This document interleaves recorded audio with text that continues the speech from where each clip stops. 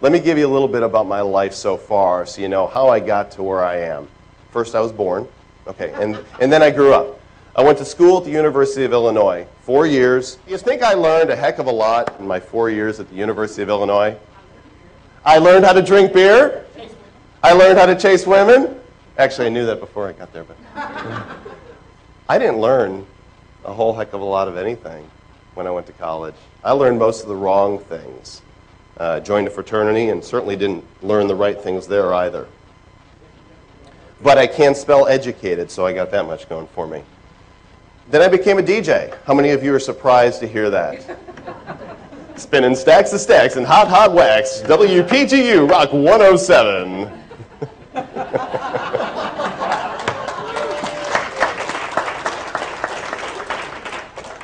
That was then. And I tell you, a lot of people think that being a DJ is romantic. You're sitting in a booth by yourself with this big old microphone in your face and a bunch of CDs, and every 20 minutes you get to say, all right, that was the Beatles, and the weather is sunny, here's another song.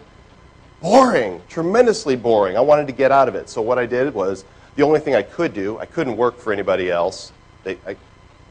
I don't play well with others, that's the truth. Most of you probably don't either. You know why? Because you're too smart, and you have too many ideas, and you see your boss doing something, and you think, oh, he's doing that wrong. I'm going to go tell him. And then you're out of a job. That's it. So I decided to start my own business, and I became a mobile disc jockey.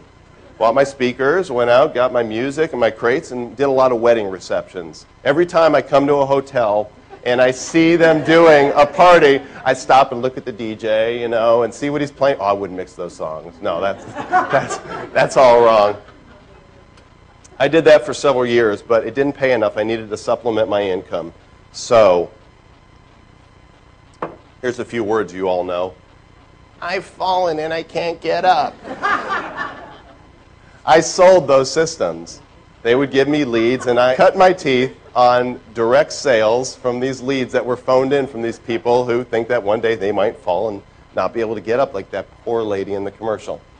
And that put me out there in the front line of sales, but more than that, it helped me learn a lot about people and finding out what makes them tick, and even more so, seeing their needs and seeing if there was a legitimate way that I could meet that need. It made me feel that even though it was a hokey little medical alert system, that I was doing something. I was somehow giving back. The next logical step. Encyclopedia Britannica. Sir, don't you care about your children's education?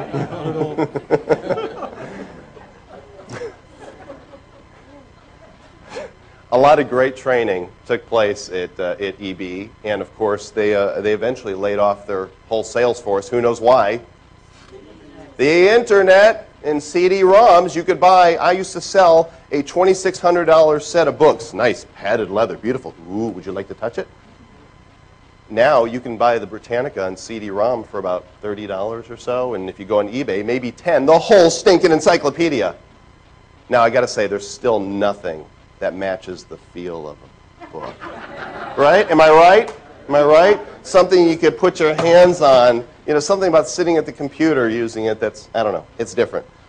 So I did that for a time, and then I got promoted.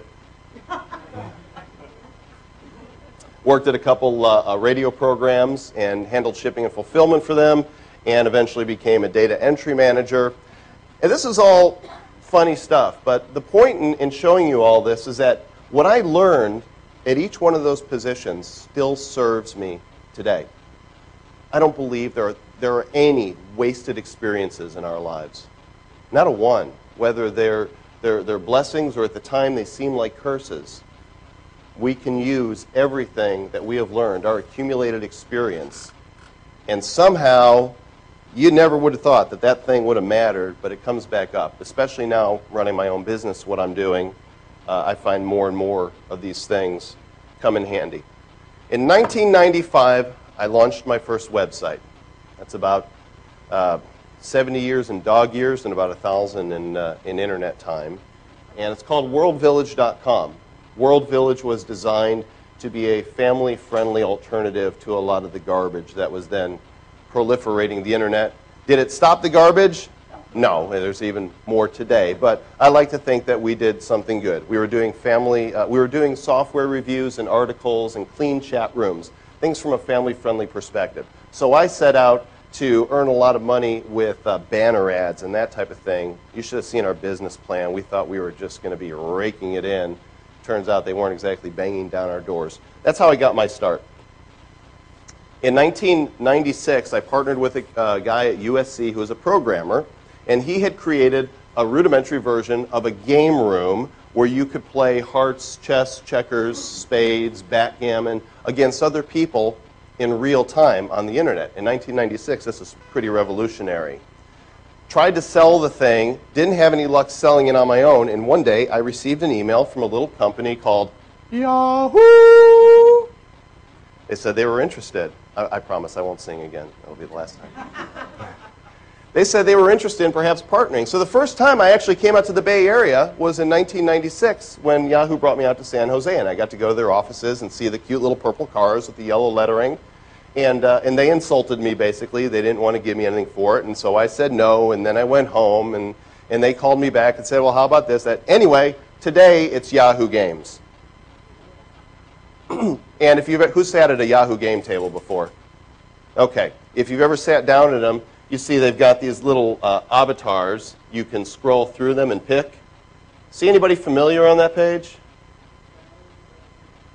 There I am. I got immortalized in Yahoo. They got the hair color wrong, but glasses and goatee. So if you go play at Yahoo Games now, it's free. You sit down and you can be me for a few minutes. In 1999, I moved forward with my content. I had really gotten into online shopping. Believe it or not, there's a lot of men that do online shopping. And back then, this was the heyday. Companies were offering $10 off your first purchase of $10 or more. Drugstore.com, Pets.com, Staples.com. Remember the sock puppet, the Pets.com? That's the only thing that still exists of Pets.com today, and it was bought by some chintzy insurance company. It's pretty scary, actually, that he survived. Dealofday.com was a result of my interest in shopping online. I thought, well, if I'm interested in all these coupons and saving money online, why don't I create a website and a community where people can come and find the latest coupons from all these online merchants? And so Deal of Day was created. Up in the left-hand corner, that's Hopper the Shopper. And she's our little mascot, and she's got coupons coming out of her pouch. I thought it was clever at the time. I've had a hard time branding her, actually. But this site was then in the heyday of the internet. So what happened? Everybody in the internet was living the high life. Fancy office buildings, huge staffs, company parties without any regard for how much they were costing. Extravagance and opulence were the order of the day.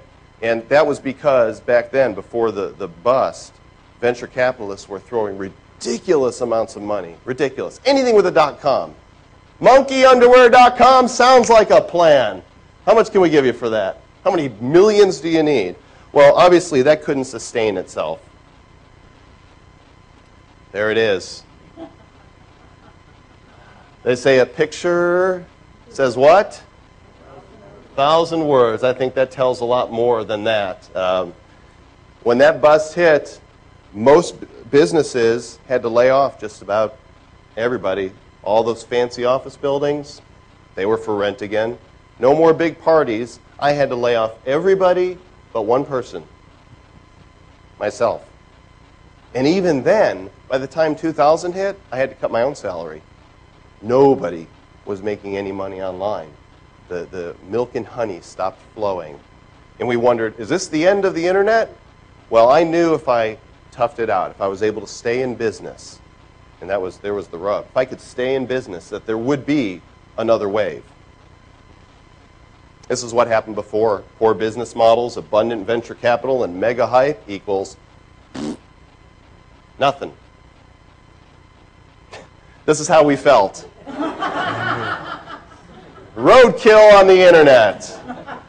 Should have sold my Yahoo stock at 100. This poor guy got trampled with the rest of us.